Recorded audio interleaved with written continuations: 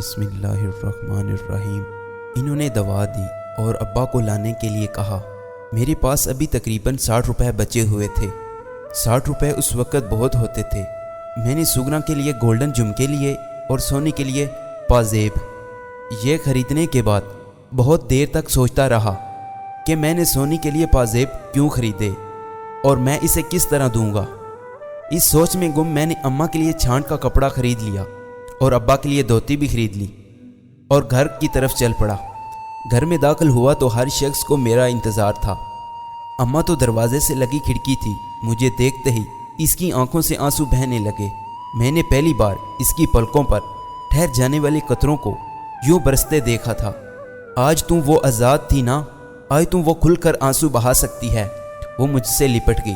ارے میرے جوان، میرے گھر کا رکھوالا آ گیا ہے، ابا نے بستر سے اٹھتے ہوئے کہا۔ ارے اندر تو آنے دے، کیوں بدشگوفی کرتی ہے؟ وہ چیخا۔ اس وقت میری نظر اس کونے میں پڑی جہاں چولہا رکھا ہوا تھا، جس میں لکڑیاں سلگ رہی تھیں۔ سونی پیڑھی ڈال بیٹھی تھی۔ اماں مجھے لیے ہوئے اندر آ گئی۔ آنسو اب بھی بہہ رہے تھے۔ اماں رو نہیں، دیکھ تو تیری آنکھوں کے سارے موتی گر گئے۔ میں نے ان آنکھوں سے سونی کی طرف دیکھتے ہوئے زور سے کہا۔ سونی کے ہونٹوں پر مسکراہٹ پھیل گئی اور وہ سر جھکا کر پیر کے ناخن خریدنے لگی۔ سگنا پاس کھڑی بڑے پیار سے مجھے دیکھ رہی تھی۔ میں نے ہاتھ میں پکڑا تھیلا اسے دے دیا۔ میں نے گھر میں داخل ہونے سے پہلے پازیب نکال کر اپنی واسکٹ میں رکھ لی تھی۔ اس میں سے سامان نکال لے۔ میں نے سگنا سے کہا۔ ہائے کیا ہے، کیا لایا ہے؟ سگنا نے لپک کر تھیلا لیتے ہوئے پوچھا۔ ادھر دے۔ اماں نے تھیلا سگنا کے ہاتھ سے جھپٹ لیا اور ابا کی چارپائی کے قریب بیچی چٹائی پر بیٹھ گئی۔ میں نے ابا کی چارپائی پر جا بیٹھا۔ سگنا میرے قریب کھڑی تھی۔ اس کی بے چین نگاہیں اس تھیلے پر لگی ہوئی تھیں جس کی گر اماں کھول رہی تھیں۔ چل جا کے بھائی کے لیے چائے بنا دے، اس میں جو کچھ بھی ہے وہ باہر نکل آئے گا، تو کیوں پریشان ہوتی ہے؟ دیکھ لینا بعد میں، ابا نے سگنا سے کہا۔ پھر میرے کندھے پر ہاتھ رکھ دیا۔ بیٹا کیا تو قرضہ پورا کر آیا؟ سگنا بتا رہی تھی کہ ہاں ابا، میں نے ذمہ دار سے یہ بھی کہہ دیا کہ ابا اور اماں اور سگنا حویلی میں نہیں جائیں گی اور میں سب کو لے کر شہر چلا جاؤں گا، تیرا علاج بھی کرانا ہے۔ ابا نے آنکھیں پھاڑ کر مجھے دیکھا۔ تو نے یہ سب کہہ دیا؟ اس کی خوف میں لپٹی ہوئی آواز آئی۔ ہاں کہہ دیا، مگر پتر تو اسے نہیں جانتا، وہ شیطان ہے، شیطان۔ یہ تو نے اچھا نہیں کیا۔ اچھا پھر وہ کیا بولا؟ کچھ نہیں، کیا بولتا؟ خاموشی سے مجھے دیکھتا رہا۔ میں نے کوئی جرم تو نہیں کیا اور ہم اس کے غلام تو نہیں رہے۔ ہاں جب تک ہم گاؤں میں ہیں اس کے پاس کام کروں گا، جب شہر جانے کی تیاریاں ہو جائیں گی تو چھوڑ دوں گا۔ کچھ نہیں بولا؟ اماں نے حیرت سے پوچھا۔ اللہ خیر کرے۔ میں نے اماں کو تسلی دی، مگر اس کا رنگ پھیکا پڑ گیا تھا۔ ابا پر بھی خاموشی چھا گئی تھی۔ میں گھبرا سا گیا۔ سناٹا ایسے تھا جیسے طوفان آنے والا ہے۔ شام گہری ہوگی مگر سونی اب تک یہیں تھی۔ مجھے حیرت ہوئی اور میں نے بات بدلنے کو اس سے ماسی کی خیریت پوچھی۔ وہ ساتھ والے گاؤں گئی ہے، میری ماسی کی طبیعت خراب ہے نا، سویرے آ جائے گی، سونی نے دھیمے لہجے میں جواب دیا۔ تو اکیلی رہ گئی ہے کیا؟ مجھے حیرت ہوئی۔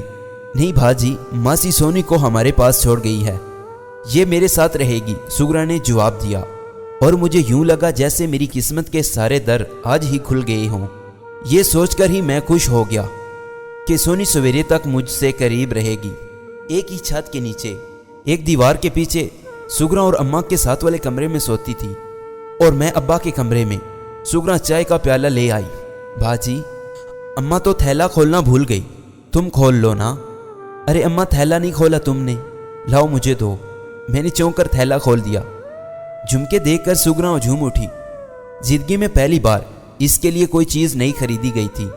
اماں کے اچانک چہرے پر روشنی سی چھا گئی تھی۔ چھانٹ کا کپڑا اور دھوتی دیکھ کر اس نے میری بلائیں لے لیں۔ جہاں ذرا دیر پہلے سناٹا تھا وہاں اچانک مسکراہٹیں بول اٹھی تھیں۔ ابا بھی کھل اٹھا تھا۔ میں نے سونی کی طرف دیکھا جو حسرت سے جو سگنا کو جھمکے پہنتے دیکھ رہی تھی۔ میں دل ہی دل میں ہنس پڑا۔ اسے تو گمان بھی نہ ہوگا کہ میں اس کے لیے پائل لایا ہوں۔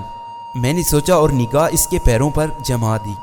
ان پیروں میں پائل کتنی پیاری لگے گی۔ چائے پی پتر، ٹھنڈی ہو جائے گی۔ ابا کی بات سن کر میں چونک اٹھا۔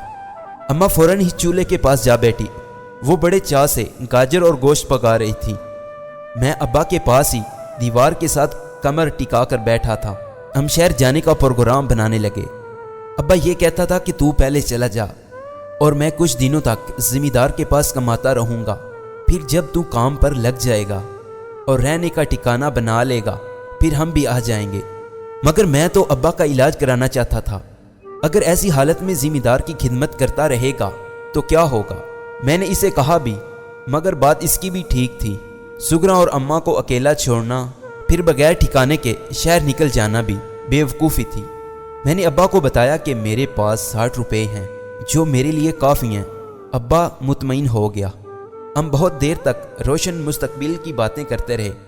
گھنٹے بھر بعد ہی اماں نے کھانا تیار کر لیا۔ ہم سب نے مل کر کھانا کھایا۔ آج ایسا لگ رہا تھا جیسے میں بادل ہوں، ہلکا پھلکا کھلے آسمان میں تیر رہا ہوں۔ کھانا کھا کر اماں برتن دھونے چلی گئی۔ سگنا بستر لگانے لگی۔